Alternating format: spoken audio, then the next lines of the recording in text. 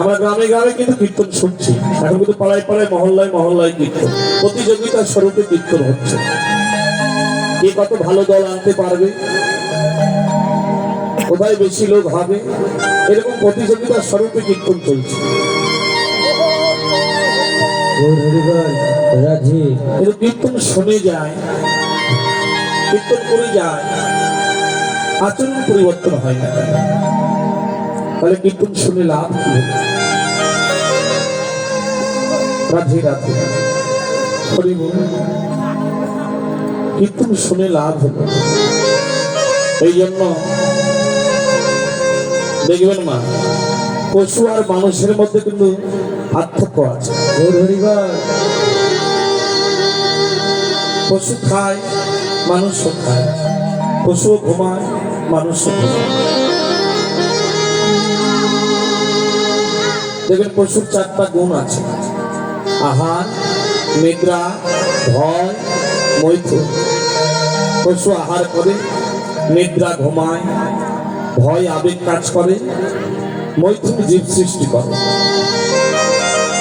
তাহলে পশুর মধ্যে হচ্ছে 4টা গুণ, আর মানুষের মধ্যে কয়টা গুণ? 5টা গুণ। 5টা গুণ কি কি বলি? মানুষের মধ্যে পশুর গুণগুলো আছে। কি কি গুণগুলো আছে? আহার, নিদ্রা, ভয়, মৈথুন। 4টা যেমন পশুর মধ্যে আছে, এই 4টা আমাদের সঙ্গে মিল আছে। আমরা আহার করি, ঘুমাই, আবেগ কাজ করে, জীব সৃষ্টি করি। 5 নাম্বার গুণ যতক্ষণ আপনার থাকবে না, ততক্ষণ আপনি মানুষ না। হ্যালো, শুনি তাই?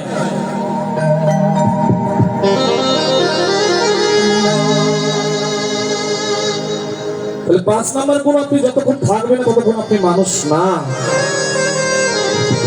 5 নাম্বার গুণ থাকলে আপনি তবে মানুষ। মনিটরের সাউন্ডগুলো একটু মিষ্টতা করে দাও, মনিটর সেটা দিয়ে যাবে। সনিতা, হরিবল, হ্যালো, সনিতা একটুখানি বাড়িয়ে বাড়িয়ে দাও, আর সবটা মিষ্টতা করে। তাহলে 5 নাম্বার গুণ আপনি থাকলে তবে আপনি মানুষ, তাছাড়া আপনি মানুষ না। পশু আর মানুষের মধ্যে একই গুণ রয়ে গেল। কখন আপনি মানুষ হবেন? আপনি আকারে মানুষ, কিন্তু স্বভাবে পশু হয়ে আছেন।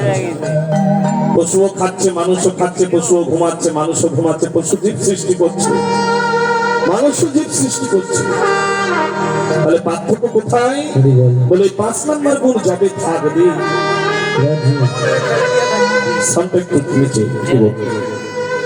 5 নাম্বার গুণ যাবে থাকবে, তবে আপনি মানুষ। 5 নাম্বার গুণটা কি? 5 নাম্বার গুণ হচ্ছে ভগবত সেবা। ভগবত সেবা, ভগবত সেবা যতক্ষণ আপনার দ্বারা হচ্ছে না, ততক্ষণ আপনি মানুষ না। তাহলে ভগবত সেবা কবে হবে? যেদিন আমাদের গুরুদেবের কৃপা হবে।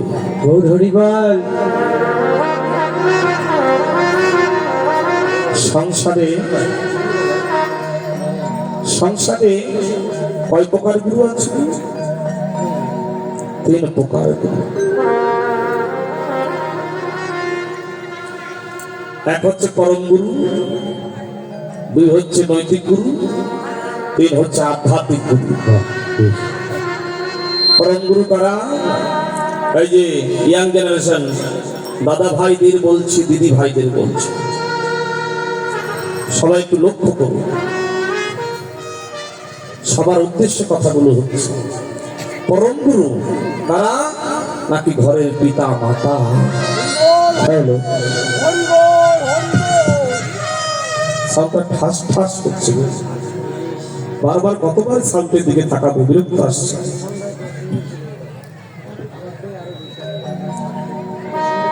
ভগবত সেবা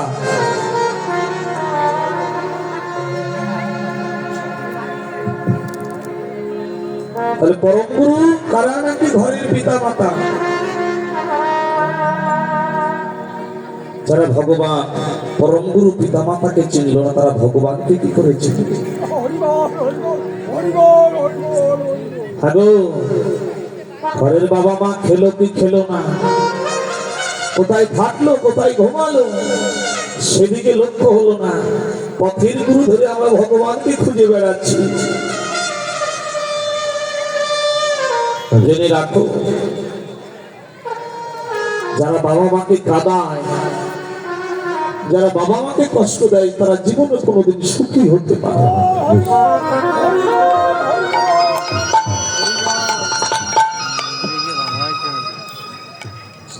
আমরা 33 কোটি দেবতার চরণে ফুল জল দেবার পরে ডালা সাজিয়ে ফল ফুল টাকা পয়সা খরচ করে ছুটছি, উপবাস থেকে পুজো দিচ্ছি, কিন্তু 33 কোটি দেবতা আদৌ আমাদের আশীর্বাদ করছে কিনা কেউ জানে না। কিন্তু সে বেলায় দুটো ফুল ছুঁড়ে শুধু বাবা মার চরণে দিবে,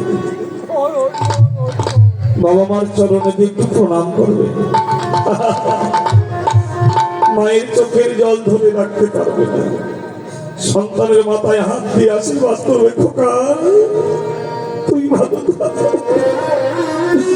তুই সুখী থাক, তুই দুধি ভাতে খা বাবা।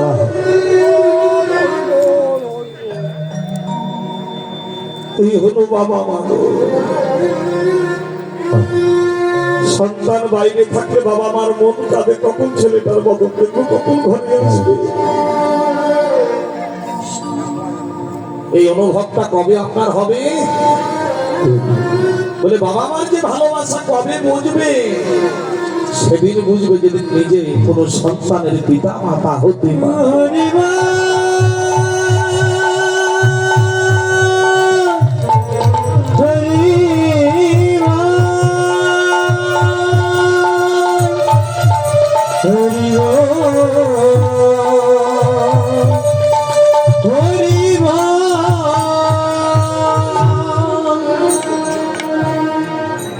রাধে রাধে। তাই বাবা গো,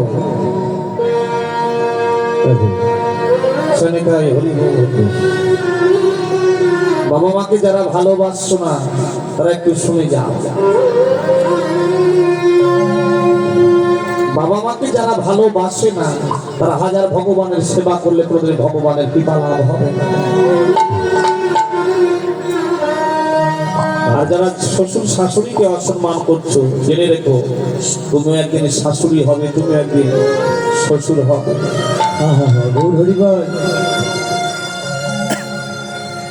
মনোযোগ হয়ে শোনো, যে পিতা মাতাকে সম্মান করলে, পিতা মাতাকে প্রণাম করলে, সেই প্রণাম 33 কোটি দেবতার চরণে চলে যায়, ভগবানের চরণে চলে যায়। তার প্রমাণ দিলে অন্ধমনির পুত্র সিন্ধু মনি রামায়ণে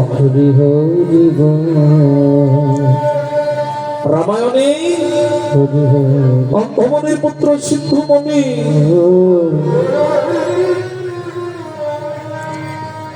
পিতা মাতার অন্ধ চোখে দেখতে পায় না, চোখে দেখতে পায় না। আর ওই পিতা মাতাকে ঘরে রেখে যাবে, ফেলে না দিয়ে, ওই সন্তান তো সিন্ধু নয়। সিন্ধু একটা ভার করেছে, ভার দেখেছি তো, তাকে ভারে রেখেছে মাকে, আরেক ভারে রেখেছে বাবা।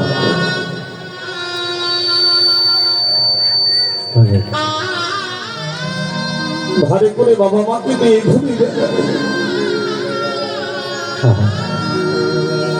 নগরে নগরে ঘুরে ভিক্ষা করে, প্রতিদিন রন্ধন করে বাবা মাকে সেবা দেয়।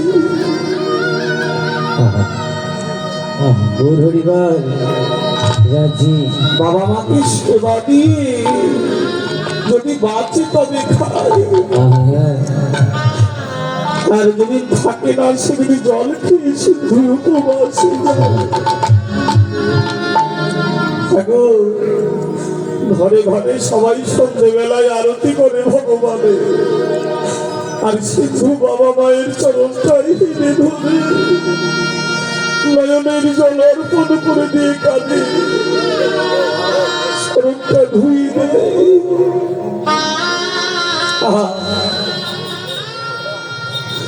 চরণটা ধুই দেয়। এত ভক্তি বাবা মা মাথায় হাত দিয়ে বলে সিন্ধু এই আশীর্বাদ বলে বাবা, এই আশীর্বাদ করে তোর মতো সন্তান যেন ঘরে ঘরে হয়।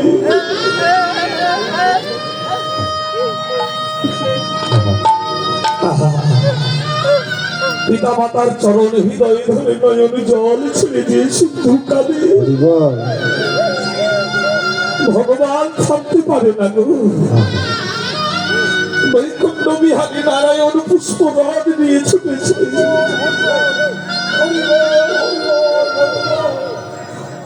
পুষ্পরাগ নিয়ে এসে সিন্ধুকে ডাকে, সিন্ধু সিন্ধু রে, কে? আমি ভগবান। ভগবান তুমি এসেছো কেন প্রভু? সিন্ধু তোর পিতা মাতার ওই ভক্তি খেলা দেখি আমি ভগবান তোকে পুষ্পরাত্রি করে আমার ধামে নিয়ে যাবো। সিন্ধু ভাই,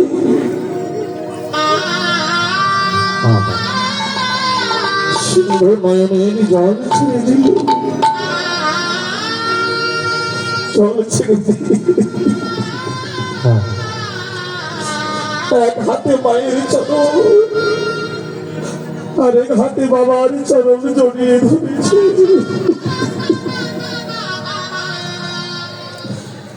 জড়িয়ে ধরে কাঁদছে সিন্ধু।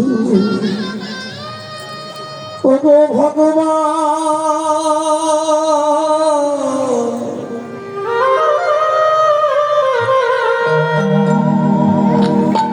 ভগবান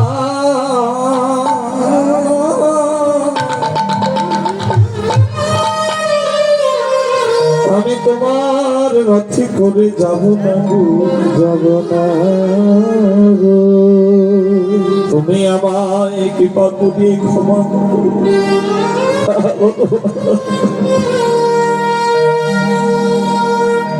এই আশীর্বাদ করো যদি আমার কোনদিন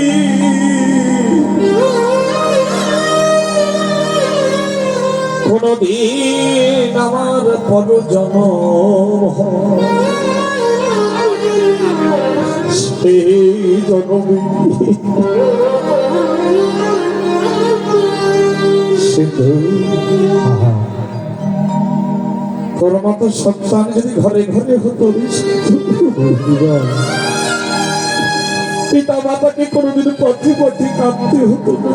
সিন্ধু ভগবান, যদি আবার পর জন্ম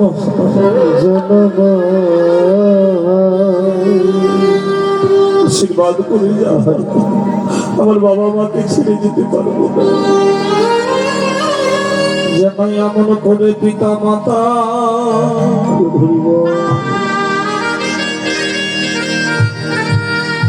পিতা মাতার সেবা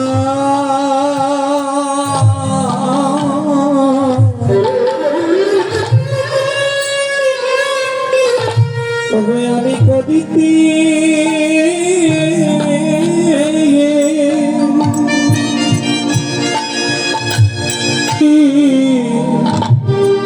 পারি।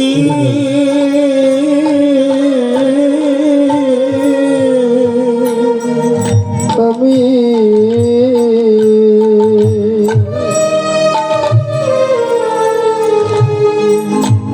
পিতা মাতার সেবা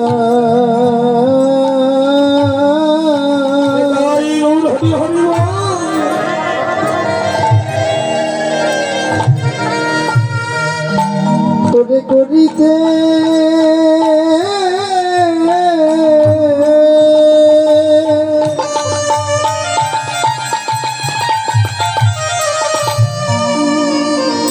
সদাই করিতে পারি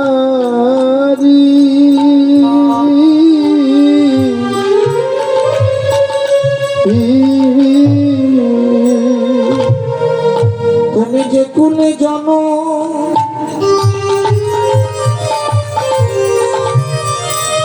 যে কুলে জানো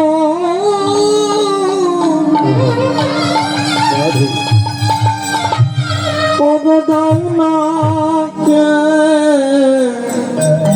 কেন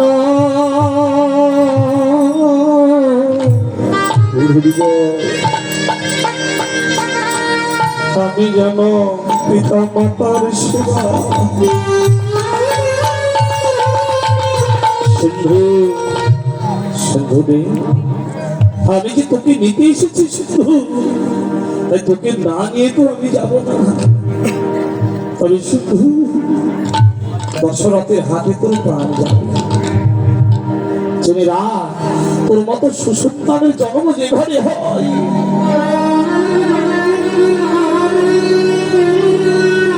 তোর মতো কৃষ্ণ ভক্ত সন্তানের যে ঘর জন্ম যে ঘরে হয় সেই সন্তানের গুণে তার 14 পুরুষ উদ্ধার হয়ে যায় তাই দশরথের হাতে তোর প্রাণ যাবে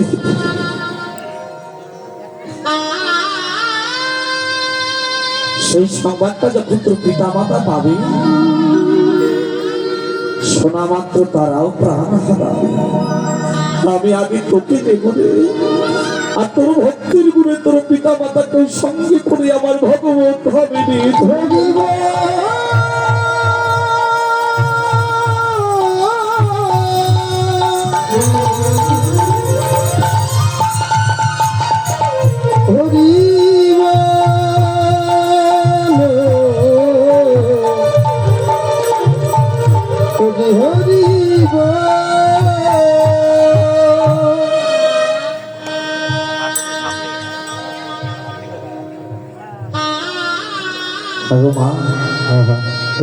পরম গুরুর সেবা করে ভগবানের চরণ আর আমরা ঘরের গুরুকে চিনলাম না পথের গুরুকে খুঁজে বেড়াচ্ছি তাহলে পরম গুরু আমরা পেলাম পরম গুরুর সেবা দ্বিতীয় নৈতিক গুরু নৈতিক গুরু কারা স্কুলে মাস্টার মশাই কলেজের প্রফেসর কিংবা যার হাতে আমার হাতে খড়ি হয়েছে কিংবা আমার বাড়ির পাশের একজনের কথায় আমার মানবিক চরিত্রটা পরিবর্তন হয়ে গেল সে হলো আমার নৈতিক গুরু যার দ্বারা আমার নীতি আদর্শ গঠিত হলো তাকেও সম্মান করার বিধান দিলেন শাস্ত্রে এবার কি আধ্যাত্মিক গুরু আধ্যাত্মিক গুরুকে যে আমাকে চিনিয়ে দিল আমি কে কোথায় ছিলাম কোথায় এলাম যেদিন মারা যাব যেদিন এই মায়ার ঘর থেকে আমাকে বাঁশি মরা বলে বের করে দেবে সেদিন আমি যাবো কোথায় যেদিন তুলসী তলায় শুয়ে রাখবে কেউ যখন আমায় মরা বলে ছুবে না শ্মশান ঘাটে সমাধি ঘটে চলে আসবে সেদিন আমি যাবো বা কোথায় আমার ঠিকানা কোথায় কেউ তো আমায় ঘরেও আপন করে রাখবে না যে তোমাকে চিনিয়ে দিল যে ভগবানের পথ দেখিয়ে দিল যে আত্ম চৈতন্য ঘটিয়ে দিল সে হলো তোমার আধ্যাত্মিক গুরু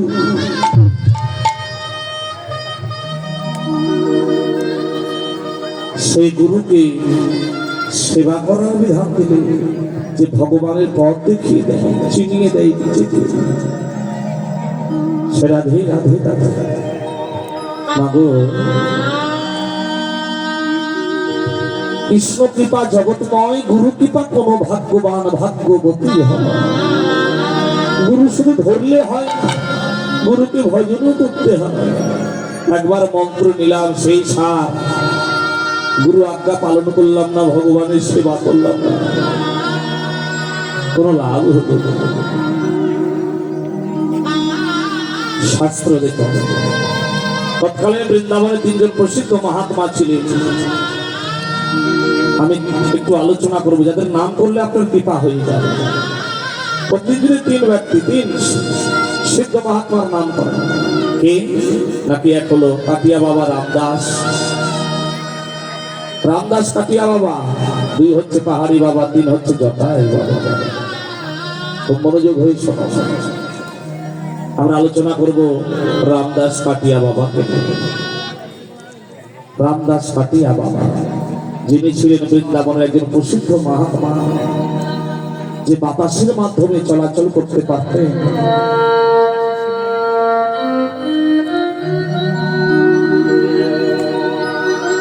এতটাই সিদ্ধ দেহ, এত সদাচার। খুব মনোযোগ হয়ে শুনে যে গুরুদেব কেমন আর শিষ্য কেমন, কিভাবে গুরুদেব শিষ্যকে পরীক্ষাও করে। কলকাতার এক বাঙালি যুবক, নাম হচ্ছে তার গরিব দাস। সেই সিদ্ধ মহাত্মার কাছে গুরু রূপে বরণ করলেন তাকে। শিষ্য তো নিজে হলে। গরিব দাস এত নিপুণ ভাবে গুরুদেবের সেবা করে যেতে, এত নিপুণ সেবা, গুরুর চরণ ছাড়া নড়তেন না। 84 ব্রজমণ্ডল বৃন্দাবন পরিক্রমা করছেন কাটিয়া বাবা রামদাস। সদাচার কেমন সদাচার ছিলেন, সঙ্গে একটা গাভী রাখতেন। গাভীর দুধটা সকালে একবার পেতে, একবার সন্ধ্যায় পেতে, আর দুপুর বেলা ব্রজবাসীর কাছ থেকে ভিক্ষে করে যে ময়দাটা পেতে, ওই গাভীর ঘুটে জ্বালিয়ে তাতে ওই হাতে করে রুটি তৈরি করে জল দিয়ে আগুনে সেঁকছে। মোটা মোটা রুটি আগুনে সেঁক দিয়ে সে রুটিটা পেতে। একদিন ব্রজ পরিক্রমা করতে করতে ঠিক দুপুর বেলা কাটিয়া বাবা বলছে, ওরে গরিব দাস, আমি একটু এখানে বিশ্রাম নেবো বাবা, তুই আমার জন্য একটু রুটি তৈরি কর। কাটিয়া বাবা দুর্বাসা মনির চাইতে কিন্তু রাগান্বিত ছিলেন। যদি এদিক থেকে ওদিকে বেশি কোনো কিছু হতো তাহলে গরিব দাসকে মার মার কাট কাট করতে। সেদিন দুপুর বেলা বলছে, এখানে তুই আমার জন্য একটু রুটি তৈরি কর গরিব দাস। গরিব দাসের অঙ্গে ছিল দুটি বসন মা, একটি ধুতি বসন আর একটি অঙ্গে জড়িয়ে রাখে উত্তরী। সেই গায়ের উত্তরী ধুতিটা চারিদিকে ঘিরে দিল, সে জায়গাটা গোবর দিয়ে মুছে দিল। এই ঘুটে জ্বালিয়ে আগুন জ্বালিয়ে রুটি সেঁক দিচ্ছে। এক বাঙালি মা ব্রজমণ্ডল পরিক্রমা করতে গিয়েছে, তো এখন ওই ঘেরার মধ্যে এমন কি হচ্ছে দেখবার তবে কৌতূহল জানলো। ছুটতে ছুটতে গিয়ে কাপড়টা সরিয়ে জন্য ভেতরে প্রবেশ করেছে। আর দূর থেকে কাটিয়া বাবা দেখছিল, যে ছুঁয়ে দিল তাহলে তার সেবা হবে না। ছুটে এসেছে খড়ি চলা, গরিব দাস, তুই থাকতে কি করে ছুঁয়ে দিল, তুই থাকতে কি করে ছুঁয়ে দিল, আমার তো পোশাক পাওয়া হবে না, আমার তো পোশাক পাওয়া হবে না। ওই খড়ির চোলা দিয়ে মাগো গরিব দাসকে এত মারবে, এত এত মারতে মারতে গরিব দাস অচৈতন্য হয়ে গেল, অচৈতন্য হয়ে গেল। চৈতন্য নেই, অচৈতন্য হয়ে গেলেন, মাটিতে পড়ে গেলেন। কাটিয়া বাবা আবার খড়ির চোলাটা রেখে দিয়ে আবার পাশে বসে মালাই জপ করতে শুরু করলেন। দেখলেন না যে শিষ্যটা অচৈতন্য হয়ে পড়ে গেছে। 1 ঘন্টা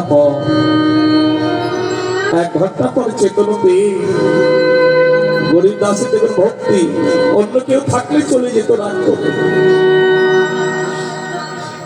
শিষ্য হলো তাকে বলে গো মা, গুরুদেব এসে পরীক্ষা করে শিষ্য। 1 ঘন্টা পর উঠে গিয়ে আবার ওই জায়গাটা গোবর দিয়ে লেপন করলেন। লেপন করে আবার ঘুটে আগুন জ্বালিয়ে রুটি তৈরি করছে। রুটি তৈরি করে হাতায় করে নিয়ে গিয়ে গুরুদেবকে সেবা করছে।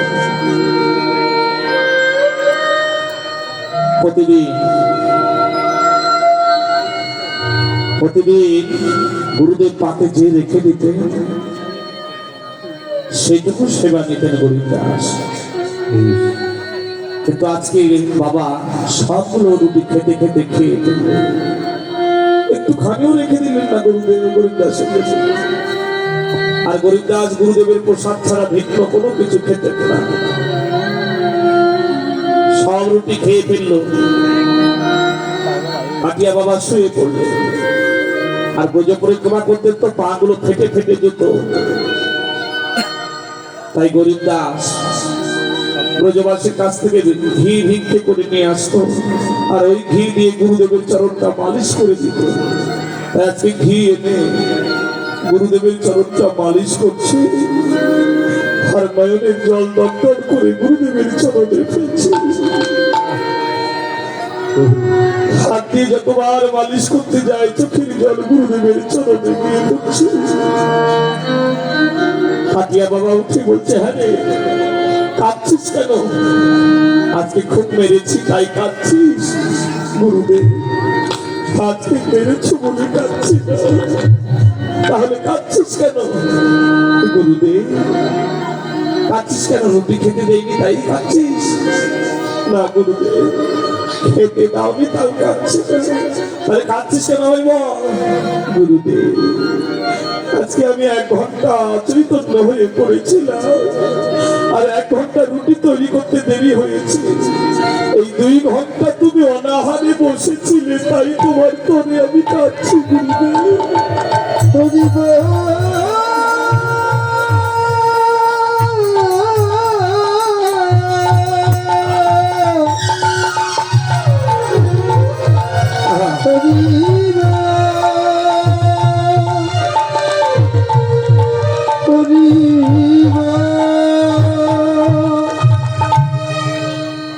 সঙ্গে সঙ্গে কাটিয়া বাবা গরিব দাসকে বক্ষে জড়িয়ে ধরলে, বক্ষে জড়িয়ে দিলে, আয় আমার বক্ষে আয়, আজ থেকে তোর পরীক্ষা শেষ, আজ থেকে তোর পরীক্ষা শেষ। বল তুই কি চাস আমার চরণে, বল তুই কি চাস, আমি তুই যা চাই আমি তোকে দেবো। গরিব দাস বল, এত ভক্তি ছেলেটা নয়ন জলে বলছে, গুরুদেব কি চাইবো, আপনার চরণে একটু আশ্রয় দিয়েছি, চাইতে আর বেশি চাওয়া? বল তুই কি চাস? কিছু চেয়ে নেই, আমি দেবো। গরিব দাস কেঁদে বলে, গুরুদেব যেদিন আমার দেহ থেকে প্রাণ পাখি চলে যাওয়ার উপক্রম হবে গুরুদেব, সেই দিন শুধু রাধা গোবিন্দের রূপের ঝলকটা তুমি একবার আমায় দেখিয়ে দিবে।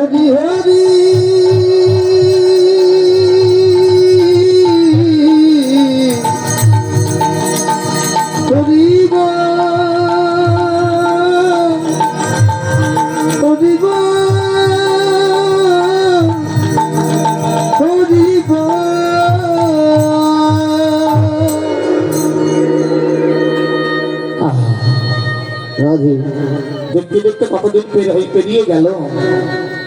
গরিব দাস মাটির সাথে লুটিয়ে গেল, আর বাঁচবে না। দিন ফুরিয়ে গেল, শ্বাস উঠেছে, শ্বাস উঠেছে, এই বুঝি প্রাণ যায়। একজন গিয়ে গুরুদেবের চরণে বলছে, বাবা মনে হয় আর গরিব দাস বাঁচবে না, একবার শেষের দেখাটুকু আপনি দেখে আসুন। জপের মালাটা রেখে দিয়ে সঙ্গে সঙ্গে ছুটতে ছুটতে গেলেন গরিব দাসের কাছে। হ্যাঁ রে গরিব দাস, কি ব্যাপার, পড়ে আছিস কি? ও বুঝেছি বুঝেছি, তোর যাবার সময় হয়ে গেছে, তা কি চাস বল? নয়নের জল ছেড়েছি, ধীরে ধীরে করে বলে, গুরুদেব তোমার ওই চরণটা আমার মাথায় একটু দেবে গুরুদেব। সঙ্গে সঙ্গে কাটিয়া বাবা ডান পাটা তুলে দিল দাসের মাথায়। আর কি চাস? গুরুদেব তোমার ওই চরণ ধোয়া জল আমার মদনে একটু দেবে গুরুদেব। কে আছিস? এই আছিস একটু চরণ ধোয়া জল করি দাসের বদলে দে, চরণ ধোয়া জল করি দাসের বদলে দে। আর কি চাস গুরুদেব? তুমি আমার সম্মুখে এসে দাঁড়াও গুরুদেব। আমি নয়ন ভরে দেখতে দেখতে যেন মরতে পারি।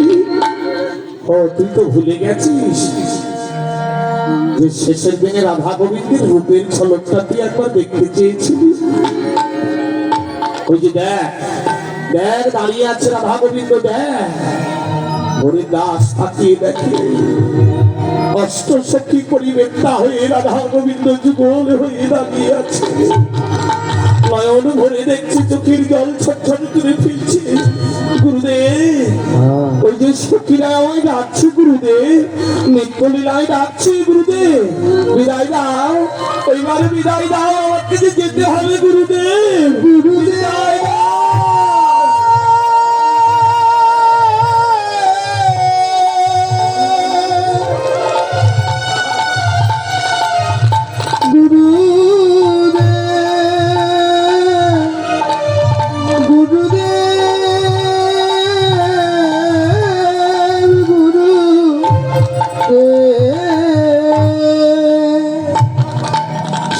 সঙ্গে গরিব দাসের দেহ থেকে প্রাণ পাখি চলে গেল। আর গুরুদেব গরিব দাসের দেহ পাখি পক্ষী জড়াই ধরে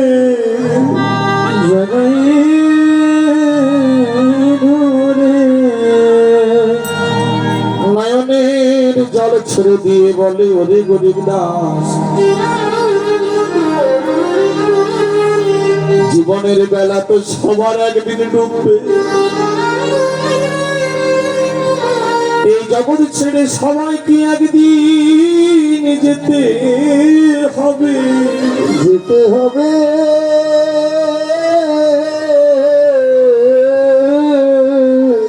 কিন্তু ওরে গরিব দাস রে,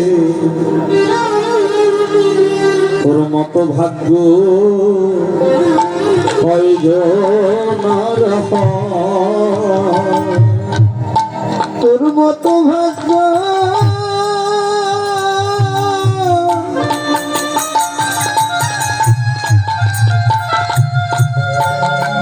তোর কয়জনার হয়,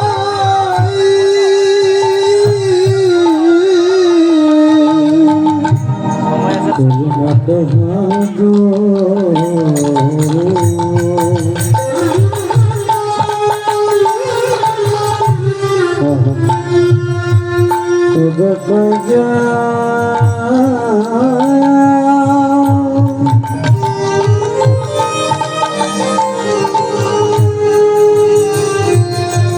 কয়জনার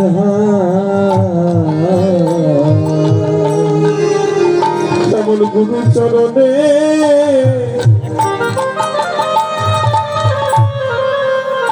গুরু চরণে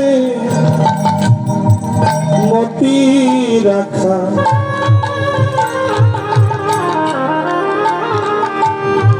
তোর মতো ভাগ্য কয়জনার হয়, গুরু চরণে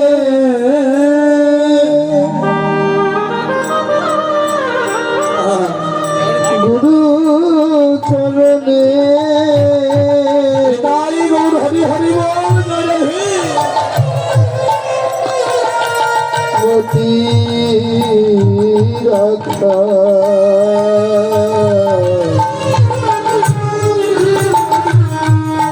তোর মতো ভাগ্য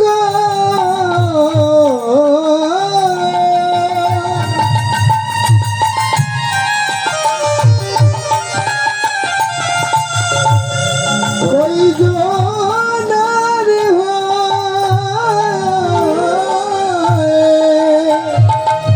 হয়, হে কলি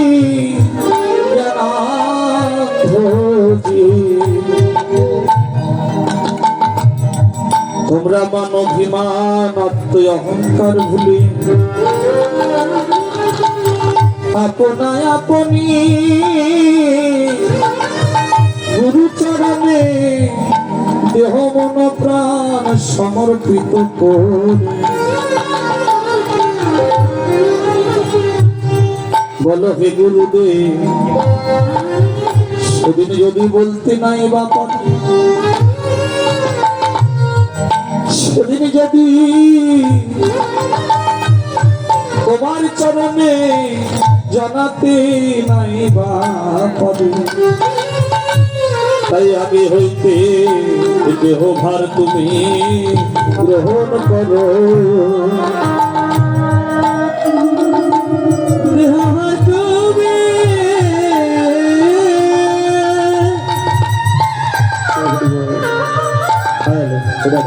গ্রহণ করো।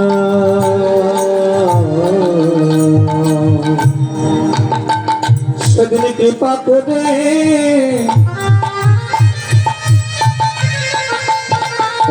তরায়ে নিও আমায় গোবিন্দ চরণে পৌঁছাইয়ে দিও। কৃপা করে তরায়ে নিও ভব নদী পারা পারে।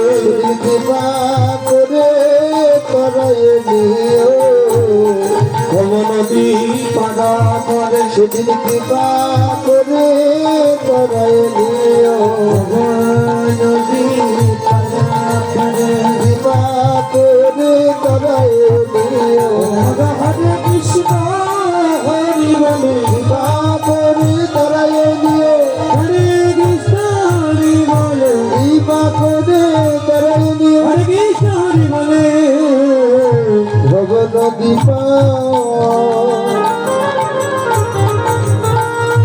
তুমি করে নিও। রাধে রাধে রাধে রাধে। এই ভগবত সেবায় যেতে গেলে আগে গুরুদেবের প্রয়োজন হয়, গুরুর কৃপা। আর ভগবানের রূপ মাধুরী দেব দর্শন করতে গেলে নয়নে গুরুদেবের কৃপা ব্যতীত। এই মানুষ হতে চাও, মানুষের কর্মে লিপ্ত হয়। আগে মানুষ হও, তারপরে ভজন করতে। রাধে জয় রাধে। তাই মহাপ্রভুর রূপ বর্ণনা করছেন কে নাকি বিষ্ণুপ্রিয়া। বলে গৌরাঙ্গ আমার ভক্ত রূপে এলো। বলে গৌর হরি নদিয়ায় প্রকাশ পেলেন আমার ভগবান, ভক্ত রূপে অবতীর্ণ। ললাটে দিল কণ্ঠে তুলসীর মালা, অঙ্গে বর্ষণ গেরুয়া, বদনে হরি নাম স্কন্ধে ভিক্ষার ঝুলি। নিজে আচরিয়া প্রভু জগৎ জীবের শিখায়, জীব যদি না শিখে শিখানো না যায়। এখন কাঞ্চনা বলছে হরে বিষ্ণুপ্রিয়া, সব কথা মেনে নেওয়া গেল, কিন্তু ভগবান যে ভিক্ষার ঝুলি নিয়েছে, ভিক্ষার ঝুলিটা কেন নিয়েছে? কি চাল ডাল ভিক্ষা করবার জন্য? বলে না, সত্য সাধন করতে হবে। ভাগীরথীর তীরে যেদিন ভগবান গৌর হরি রায় রামানন্দের কাছে গেলে দুজনে কৃষ্ণ কথা আলোচনা করতে। আর কৃষ্ণ কথা আলোচনা করতে করতে হঠাৎ করে গৌর বর্ণ যেন কৃষ্ণ বর্ণ হয়ে যায়। সঙ্গী সঙ্গী রায় রামানন্দ এবার গৌর হরি হাতটা ধরে ফেলেছে, যে তুমি কি, তুমি কি? বলে কেন? এই যে তোমার সোনার বরণ আস্তে আস্তে কালো হয়ে যাচ্ছে, যদি আমি পূরবের বিশ্বকা সখী হয়ে থাকি, সেই নয়ন দিয়ে দেখে বলছি তুমি আর কেউ নও, তুমি সাক্ষাৎ গজেন্দ্র নন্দন কৃষ্ণ। ভক্তের চরণ ধরে অঙ্গে বেঁধে কালো বরণটা ঢুকেছে, আর তুমি ভগবান হয়ে ভিক্ষার ঝুলি কেন কাঁধে নিয়েছো? বলো বলো গৌর, কি ভিক্ষা চাইতেছি? তুমি তো বিশ্ব ব্রহ্মাণ্ডের কথা, কি চাল ডাল তো তুমি ভিক্ষা নেবে না। তুমি তো ধনেরও কাঙাল না, জনেরও কাঙাল না, তুমি হলো ভক্তির কাঙাল। তাহলে কি দেবো? রাই রামানন্দ কেঁদে বলে, এই কলি জীবের ভজনের বাধা যে মান অভিমান আত্ম অহংকার।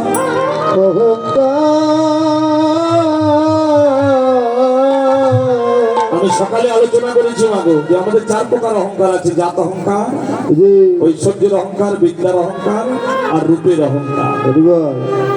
এই অহংকার থাকিলে কখনো গৌর কৃপা লাভ হবে। আমাদের সনাতন ধর্মের পিছিয়ে থাকার একটাই মূল কারণ হচ্ছে এক জাত অহংকার, আর দুই হলো শিক্ষণীয় কোনো প্রতিষ্ঠান না। যার কারণে আমরা পিছিয়ে দেওয়ালের সাথে পিঠ থেকে গেল শুধুমাত্র জাত অহংকার করতে করতে। সমঝোতা নয় সনাতন ধর্মের লোকেরা, ইদানিং হচ্ছে শেষ বেলা, একজোত্র নয়। আমরা বলে দিয়েছি রামকৃষ্ণ পরমহংস যত মত তত পথ, আর যে যার মতো পথে পথে চলছে। জাত অহংকারে মেতেছে কেউ ব্রাহ্মণ, কেউ কুণ্ড, কেউ সাহা, কেউ ভট্টাচার্য, কেউ মুখার্জি, কেউ চট্টোপাধ্যায়। এই জাত অহংকারে যে যার মতো করে যে জায়গায় রইল, কে দেখবে শূদ্রকে, কে দেখবে বৈশ্যকে, কে দেখবে ক্ষত্রিয়কে দেখার টাইম নেই। এই জাত অহংকার নিয়ে আমরা শেষ হয়ে গেলাম। তাই রামানন্দ বলছে মান অভিমান আত্ম অহংকার থাকতে কখনো তো ভগবানের কৃপা লাভ হয় না। ভগবান আমি তোমায় ভিক্ষা দেবো কি? আমার মান অভিমান, তোমায় ভিক্ষা দিলাম, আমার মান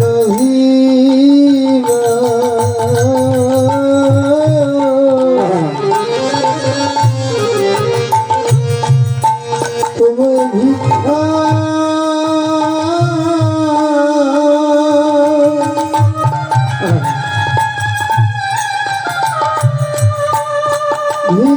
দিল যেন কৃষ্ণ বলে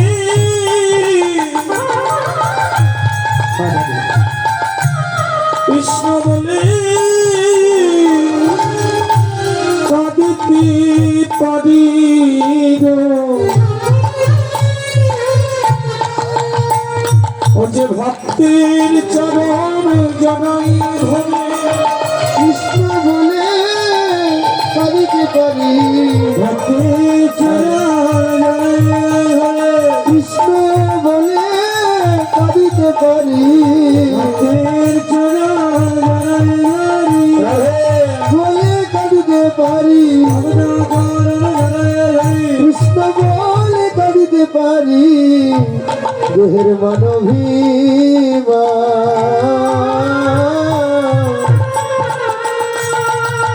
তোমায় ভিক্ষা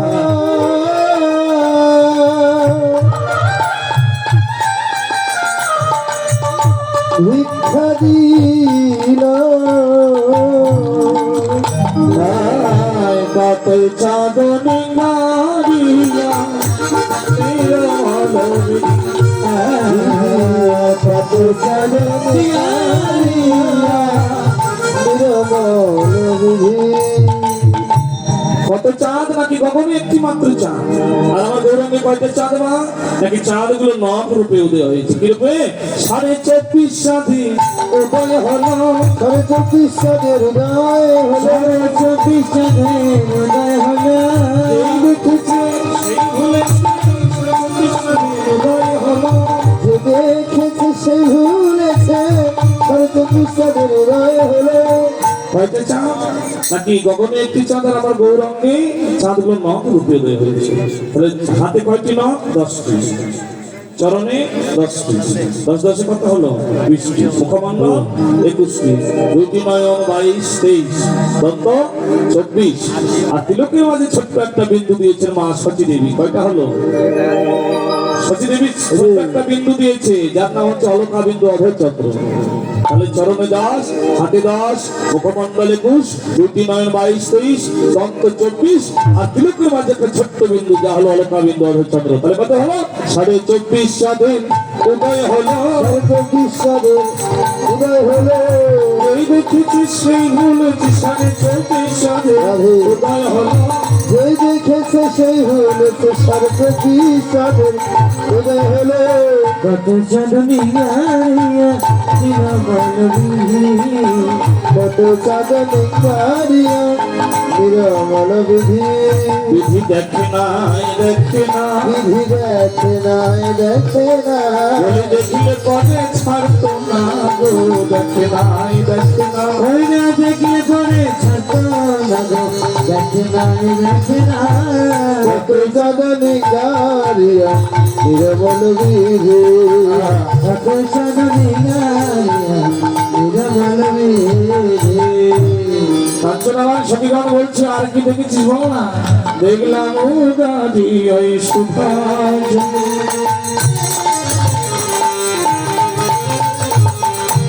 গোরামুখী গোরামুখী হাসি রে। বারো বারে সুধা যেন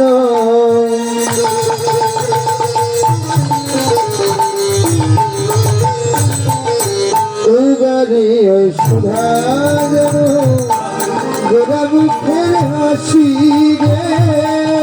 নিরখিতে গুণরূপ হৃদে রইল বসি, ওই না নিরখিতে গোরা রূপ ফিরে রইল খুশি রে।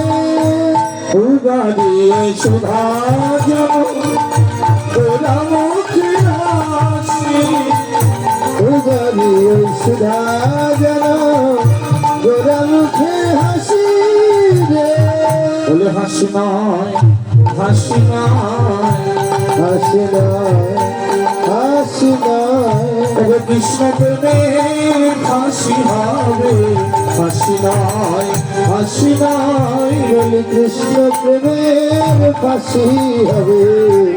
হাসি নয় হাসি নয়, নিরখিতে গোরারূপ হৃদে রইল বসে। নিরক্ষিত গোরা রূপ ধীরে রইল খুশি। তাহলে এবার ওই সুধা যেন গোরামুখীর হাসি হবে। উগার মানে কি বলে নাকি উগারিত হচ্ছেন গৌর হরি বদন থেকে। এখন বলছে উগার মানে কি নাকি বমি, ব্রজবলী ভাষা। তাহলে মহাপ্রভু কি খেয়ে দিয়ে বদহত হয়েছিল? বলে না না, মহাপ্রভুর বদন হইতে উগারিত হচ্ছে কি নাকি হরিনামামৃত রস। একটু ভেঙে দিই, না ভাঙলে তো বোঝা যায় না। তাহলে আমাদের আদি ধর্মগ্রন্থটা কি? ঠিক আছে, আদি ধর্মগ্রন্থ কি কে বলতে পারে? সবাই জানে কি? বেদ। বেদকে কয় ভাগে ভাগ করেছে? 4 ভাগ। এই বেদের আগে কোনো ধর্মগ্রন্থের সৃষ্টি হয়নি, জেনে রাখেন। অন্যান্য ধর্ম এসেছে 1500 বছর পূর্বে, অন্যান্য গ্রন্থাদি শাস্ত্র এসেছে কত বছর পূর্বে? 1500 বছর পূর্বে এসেছে, 2000 বছর পূর্বে এসেছে, 2500 বছর এসেছে। আর সনাতন ধর্ম বেদের তো হাজার হাজার বছর আগে, কোন সময় কিভাবে বেদের জন্ম কেউ বলতে পারে। আর সনাতন ধর্মের পরিচয় দেখো, আজ থেকে 5,500 বছর পূর্বে ভারতবর্ষে যে বৃন্দাবন আছে, যেখানে ভগবান কৃষ্ণ লীলা করেছে। আজ বৃন্দাবন সে রাধা কুণ্ড, শ্যাম কুণ্ড, দ্বাদশ কানন, গিরি গোবর্ধন সাক্ষী রূপে দাঁড়িয়ে আছে। তা থেকে দেখবেন হাজার হাজার বছর পূর্বে যেখানে রামচন্দ্র আবির্ভূত হয়েছিল অযোধ্যা নগর, যেটা নরেন্দ্র মোদী পুনরায় স্থাপন করেছিল মন্দির। তাহলে কত প্রাচীনতম সনাতন ধর্ম মা এই বাংলার বুকে। আপনি দেখবেন, আমি রাজশাহী মিউজিয়ামে যত দেখলাম পাথরের মূর্তি, কালী থেকে শিবলিঙ্গ থেকে যত রকমের বিষ্ণু মূর্তি, সব সনাতন ধর্ম। মাটির তল থেকে যত মূর্তি, স্থাপত্য, শিলা মূর্তি, প্রত্যেকটা দেশে দেশে এখন মন্দির উঠছে, সবকিছু সনাতন ধর্ম। সনাতন ছিল, সনাতন শব্দতে যা চিরন্তন ছিল, যা ছিল, যা আছে, যা থাকবে, কেউ ধ্বংস করতে পারবে না। এই ধর্মকে ধ্বংস করার জন্য অনেক অনেক পরিকল্পনা চলছে।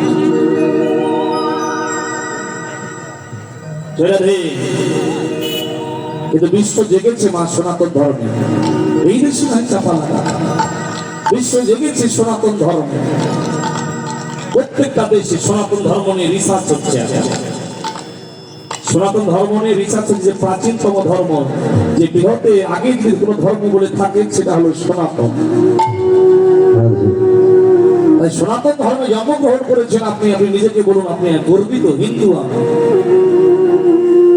যে সনাতন ধর্মকে পরিবর্তন করতে হয় না, যে পরিবর্তিত করে আমি ধর্ম করবো, পরিবর্তন করতে হয় না দেহ থেকে, শুধু ভগবানের নিয়মাবলী শাস্ত্রীয় নিয়মাবলী মেনে চললে আপনি সুন্দর মানুষ হয়ে উঠতে সনাতন সেই ধর্মে আপনি জন্মগ্রহণ করেছেন। মোক্ষ প্রাপ্তির ধর্ম, সাক্ষাৎ ধর্ম। আপনি অন্যান্য ধর্মে যাবেন, সাক্ষাৎ দর্শনীয় ভগবান নেই, কিন্তু ভগবান বলে এই যে সনাতন ধর্মে মোক্ষ প্রাপ্ত ধর্ম বলে ভগবানের কৃপা লাভ হয়ে যাবে, আপনি ভগবানকে সাক্ষাৎ দর্শন করবেন।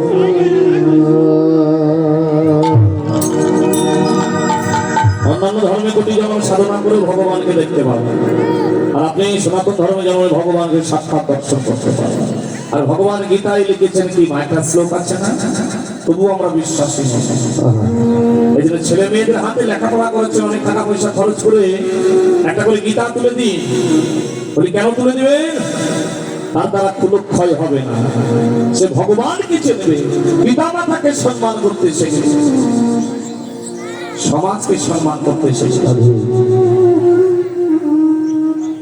কুলক্ষয় হবে না তার দ্বারা, ধর্ম চেঞ্জ হবে না। ধর্ম সম্বন্ধে জানতে ছোট থেকে গুরুকরণ করিয়ে দাও। প্রত্যেকটা গ্রন্থের সাথে একটা গীতা পড়তে সাহায্য করো, যে বাবা তুই লেখাপড়া কর, পাশাপাশি গীতাটা একটু মাঝে মাঝে পড়িস, বা প্রতিদিন এক্সট্রা করে শ্লোক পড়িস। রাধে রাধে।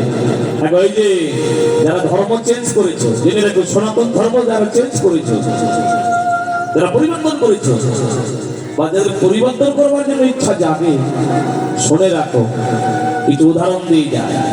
কুমার দেখেছো? কুমার যারা মাটির হাড়ি পাতিল তৈরি করে, দেখেছো না? মাটির হাড়ি পাতিল তৈরি করেছে কুমার, এরকম দেখেছো? কি করে নাকি কাঁচা মাটি তুলে নিয়ে আসে, চাক দেয়, আগে খোলা বেচে সুন্দর করে আবার পায়ে মালিশ করে, মালিশ করে চাকাই তুলে ঘুরিয়ে ঘুরিয়ে হাড়ি পাতিল তৈরি করে, তৈরি করে রোদে শুকায়, আবার আগুনে পুড়ায়। এই পুড়ানোর পরে বাছাইকৃত হয়ে বাজারে বিক্রয় হয়। তারপরে আপনি আমি নিয়ে আসি, কিনি, নিয়ে কতদিন থেকে খুব জোর 6 মাস থেকে 1 বছর বা ঊর্ধ্বে কিছু। তারপরে কি ভেঙে যদি যায় তাহলে কি করে আমরা ঘরে রাখি? ওই মাটির কলসি, মাটির ডগা, মাটির পাতিল ভেঙে গেলে কি ঘরে রাখি? কি করি? ফেলে দিই। তাহলে দেখুন একটু বাস্তব উদাহরণ, পোড়া মাটির জিনিস আপনি যেখানে চুলো করেছেন ভেঙে দিয়ে আবার 5 বছর পর খুঁড়ে দেখুন, ওই জায়গাতে পোড়া মাটিটাই বের হবে। যে হাড়ি পাতিল পুড়িয়ে গিয়ে দিলাম, যে আমার ঘরে রাখলো, আমার ঘরে থাকলো না, যেটা হাড়ি পাতিল কিনে ভেঙে গেলাম, ভেঙে গেল, আমার ঘরে থাকলো না, আবার ফেলে দিলাম। কাঁচা মাটির জগতে মিশে যাবে, কিন্তু ওই ভাঙা পোড়া মাটির খোলাটা ও কি কাঁচা মাটির জগতে গিয়ে মিশতে পারে? পারে গো মা? ও কারো ঘরে থাকতেও পারে না, আবার মাটির জগতে গিয়ে মিশতে পারে না। ও কুলেও লাগলো না, এই কুলেও থাকলো না, মাঝখানে অকুলে ভেসে গেল। সেই রকম যারা সনাতন ধর্মটাকে চেঞ্জ করেছে,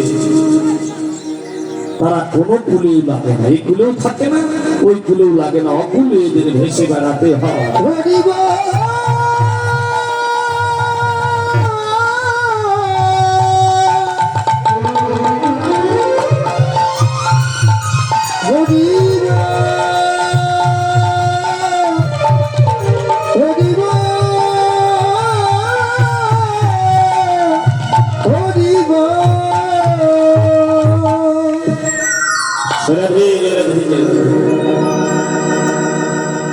ধর্ম চেঞ্জ যারা করছে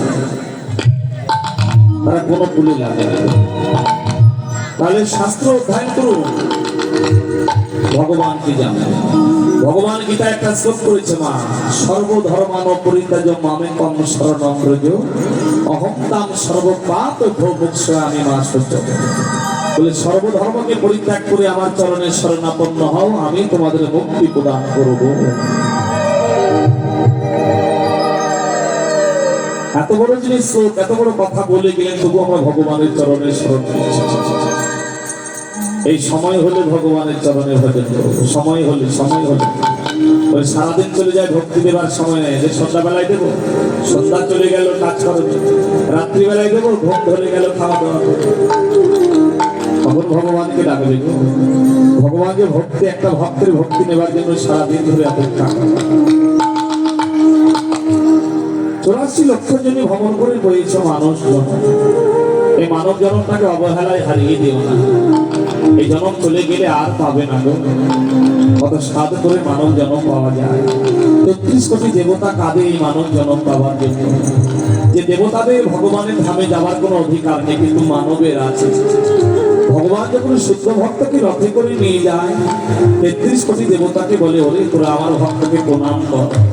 দেবতারাও সেই ভগবান কৃষ্ণ ভক্তকে প্রণাম করে।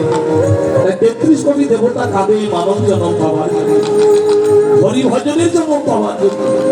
আর আমরা মানব করে জন্ম পেলাম তোমার অবহেলায় হারিয়ে দিলাম। একদিনও কৃষ্ণ বলে কাঁদলাম না, একদিনও ভগবানের চরণে আশ্রয় দিলাম না। জগতে পাশান বলে গেল, কৃষ্ণ নামে হৃদয় পাশান করল। মানবী মানব ভুলে গিয়ে কোনদিন ভক্ত বৈষ্ণব জগৎকে ভুলাই বেলা করি না।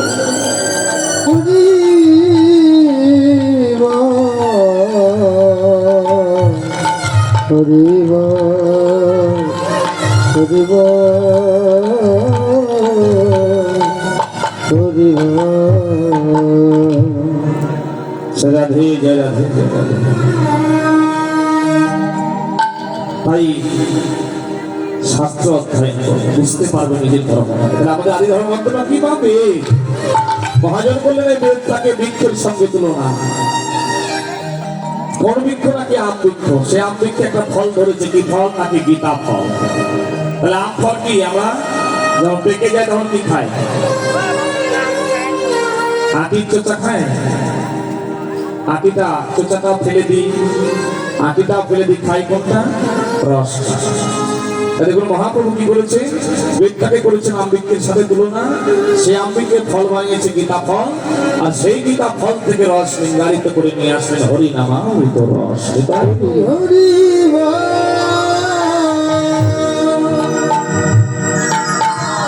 যে রস পান করতে হয় চিন্ময় রস। গুরুদেবের কৃপা বলে প্রাণ করিতে হয় গো।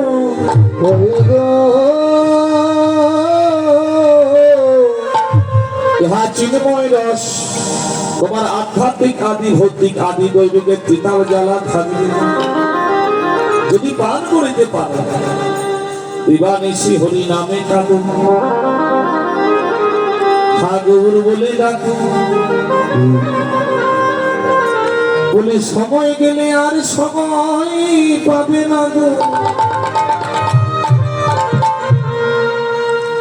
যে দেখো কে বলে কৃষ্ণ নামে হরি নামের শক্তি নাই গো, নাই গো। যে দেখো শেষ বেলা জামিল নারায়ণ বলে ডাকলো, আর ভগবান নারায়ণ এসে তাকে সঙ্গে সঙ্গে বিষ্ণুদূত পাঠাইয়ে দিল। কে বলে কৃষ্ণ নাম হরি নামের শক্তি নাই গো। হনুমান পাথরে রাম নাম লিখে জলে ফেললো, জলে পাথর ভেসে উঠল। কে বলে কৃষ্ণ নামের শক্তি নাই গো। যে দেখো যে প্রহ্লাদের বক্ষে স্থূলাঘাত করা হলো,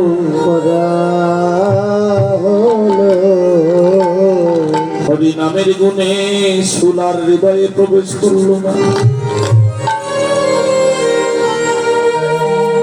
প্রহ্লাদকে হাতির পায়ের নিচে দেওয়া হলো, কৃষ্ণ নামের গুণে পাগল হাতি শুরু দিয়ে প্রহ্লাদকে পিঠে তুলে দিল। কে বলে কৃষ্ণ নামের শক্তি নাই গো। কৃষ্ণ নামের গুণে ফটিক স্তম্ভ থেকে ভগবান নৃসিংহ বেরিয়ে এলো। বেরিয়ে এলো। কে বলে কৃষ্ণ নামের শক্তি নাই গো? বৃষ্টি হয় চারিদিকে কৃষ্ণ নামের গুণে, রবিদাসের ভাঙা ঘরে বৃষ্টি পড়ে না।